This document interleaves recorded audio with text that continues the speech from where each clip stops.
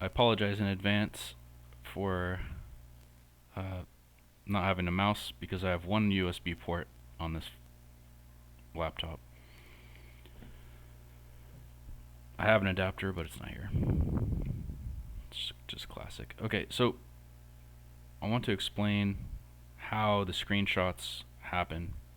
So I will make an edit and show you what the change looks like and how it's triggered. Right now, I have a button on my super user portal that will update the screenshots. I set it up like this because we have a protected route. I can trigger that protected route in a number of different ways, including using a button. This is what I shared, the OpenExpress routes JavaScript file, and here is the route handler that button is connected to. Okay, so this is the button. I should probably copy this whole bit, the button and the client side code into here.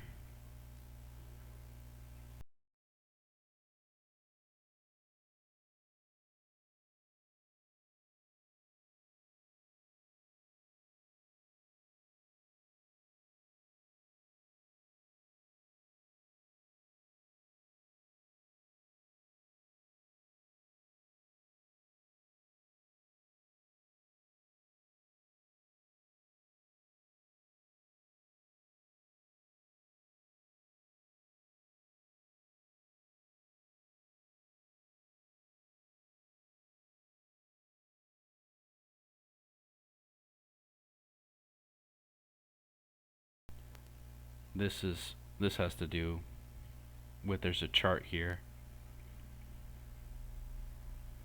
that doesn't have anything to do with the user that's using it. So it's trying to pull in information from the database that doesn't exist. So just ignore those errors. And we'll just go and I'll show what the screenshot looks like again. So this is the current screenshot, and we just made some changes to it, so we need a new screenshot. What I have set up here, or what I'm working on, is getting all of the different forms that I'm going to be using, put all of the files into a directory, and then the screen captures are automatically captured of all of those forms and then put into a carousel, so people can choose from the carousel. And when a new file goes in there, or they use it for their own, when changes are made, those images are automatically updated to show them what's in there and specific to them and what their settings are. So what it started out as an image, and then it'll snap an image of what it looks like when they modified it. It's pretty brilliant if I say so myself. Anyway,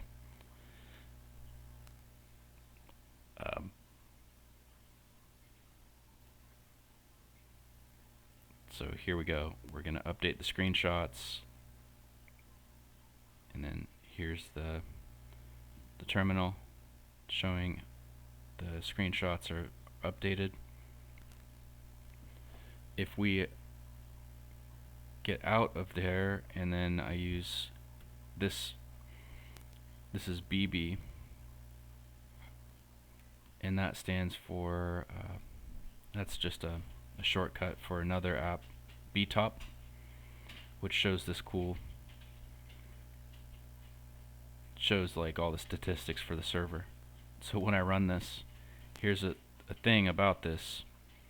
When I update the screenshots, look how much CPU it uses. So this is to be used sparingly,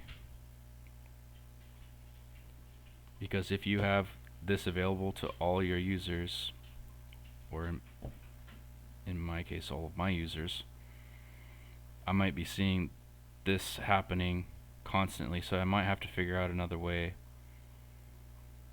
of doing this more efficiently, because that will just freaking kill my server. Well, maybe not. I mean, let's look at the CPU. Yep, 40, 36, 58%, 82%. I mean, that can top out my shit right there. Not ideal. Not with this setup anyway. Alright, let's have a look. Let's see. So that's how it's triggered. That's what it does. It's cool, but is it practical? Maybe not. I might have to run this out of a different particular operation off of like a server I have at home, where I don't mind using a lot more memory. I have a Dell PowerEdge server here in the back room that I might use to do backing up information. So the cloud server just is light and fast, and then all the heavy operations are done in the server room.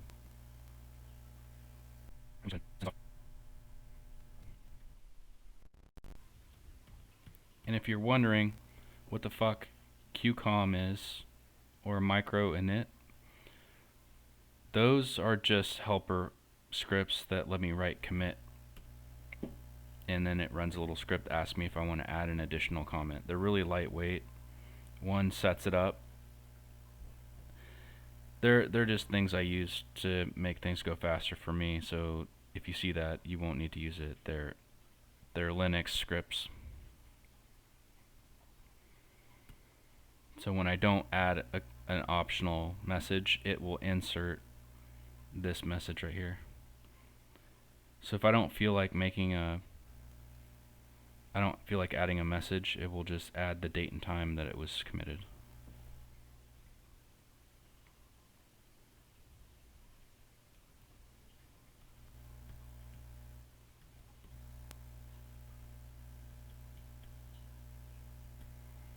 Should I just point it right down so you can see like what my password is?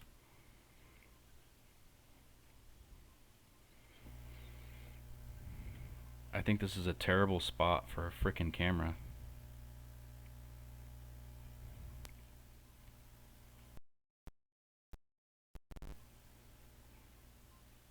Right.